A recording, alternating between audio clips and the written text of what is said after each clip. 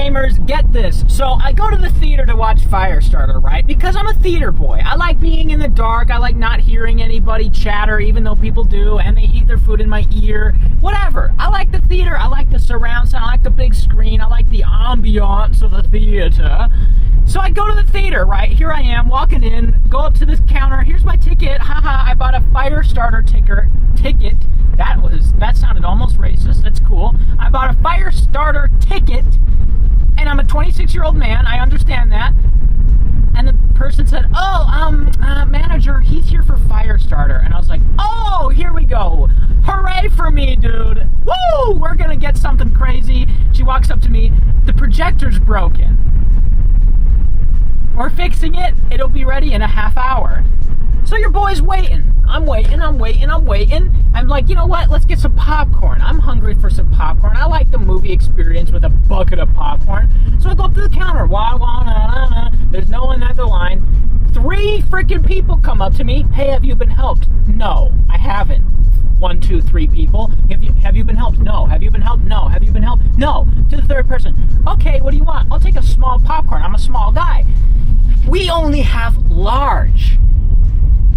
So here I am, your boy, oh my goodness, your boy's got an absolute metric shitload of popcorn, no movie under the belt, and I'm waiting. I'm still waiting. I'm sitting. They said it's going to be ready at 8, a half hour after it's supposed to. I walk in at 8, not ready. Another guy comes in at 8:10. Oh, the movie's 85% ready. It'll be ready in 10 minutes.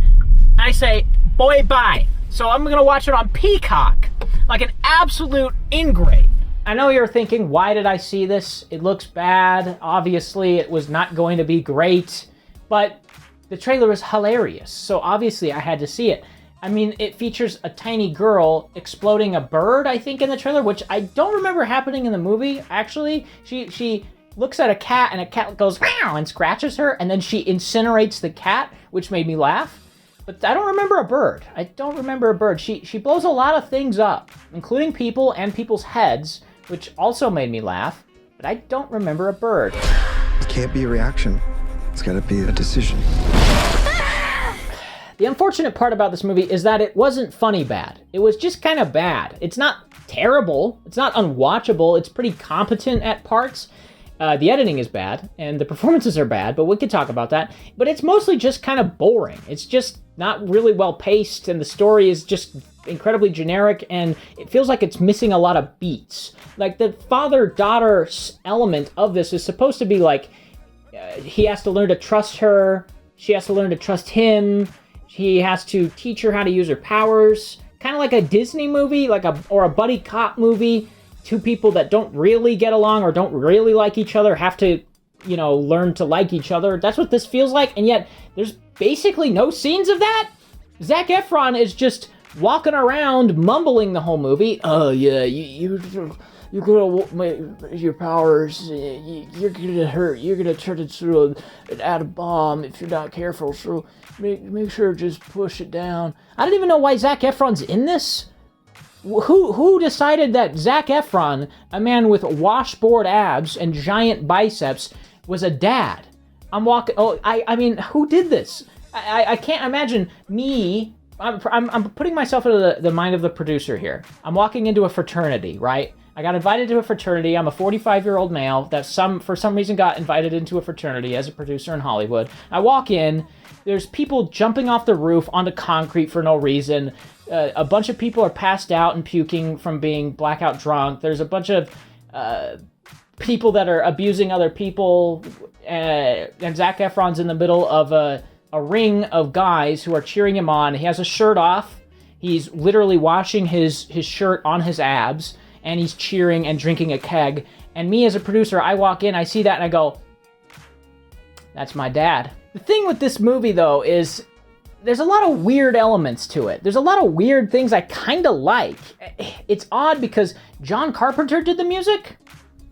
Who could have seen that coming? It's incredibly weird to see John Carpenter's name attached to something so bland and generic. Especially because his music just sounds like it's from Halloween. It just sounds like offcuts from Halloween. And it's in a movie about a father-daughter relationship where the daughter has superpowers and explodes kittens. Cuddly little sweet kittens.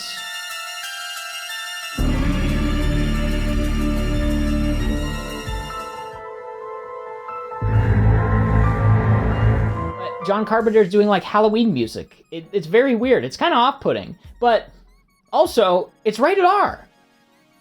Who wanted to make this rated R? I mean, I prefer, rated R movies because they're more fun usually. People explode and it's darker and there's more cursing and stuff like that.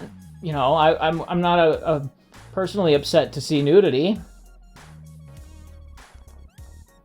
Just saying. This doesn't work for an R-rated movie. At least it shouldn't. This should be like a PG-13 movie that a bunch of stupid high school, junior high kids go to and get like a little spooked at. That's what this feels like. It's even a Blumhouse movie who are masters of pulling off that awful PG-13 horror. And yet it's R. I'm so confused by it. I just imagine 16-year-olds walking into this with their 15-year-old girlfriend, and they're really awkward. One of them has to decide who to pay. I could pay this time. I'll pay this time. You know, it's cool. You know, I work at Wendy's and I make $7.50 an hour and I only work 2 hours, but I could pay for this movie. It's cool. And then they go in and a guy goes bleh, and they get scared and they hold hands for the first time and they get all sweaty and it's really tender moment for them. But it's rated R, so they can't even get in. But the ending does get pretty dark, which is something I didn't see coming and I actually enjoyed because most of the movie's really boring. Like, really, really boring. Not much happens. Zac Efron mutters and takes his shirt off at any moment possible, and his eyes bleed for some reason because the strain of his superpowers is taking a toll on him, I guess. But also, he is like a therapist who is Professor Xing people to stop smoking, which is a really weird thing. And then at one point there's a guy that he wants to hitchhike with and he tries to compel him to take a $100 bill, and then in the reverse shot it's a $1 bill, and then in the next shot the guy's like, okay, I'll take the $100 bill like Professor X'd him, but his eyes don't bleed. The editing is terrible, was what I'm saying. I don't remember where I was going with this in the first place, but the ending is nice. I enjoyed it. Watching people explode is fun, and the girl is not great, but watching her be evil is kind of fun, even though one line before this that she said is hilariously bad when Zac Efron's like, it hurts you, and she's like, it doesn't hurt, and he goes, no, it hurts inside. It hurts inside you. Oh, sorry, he's mumbling. It hurts inside you, you know. Oh no, my nuclear bomb footage stopped. And then she goes, but it doesn't hurt inside. It feels good. And she like licks her lips and gnashes her teeth. But it feels kind of good. I don't remember where I'm going with this. I keep sidetracking. Yeah, the ending is good. I enjoyed it. It even has this nice little kind of bittersweet final few moments that I enjoyed. This is a kind of a train wreck of a review, but the moral of the story is it's not great, but it's watchable, and there's some fun stuff near the end, even if you can get there, because I struggled to get there. I was dozing off. I was having a tough time, but I got there. I prevailed. I went through. I stuck it out.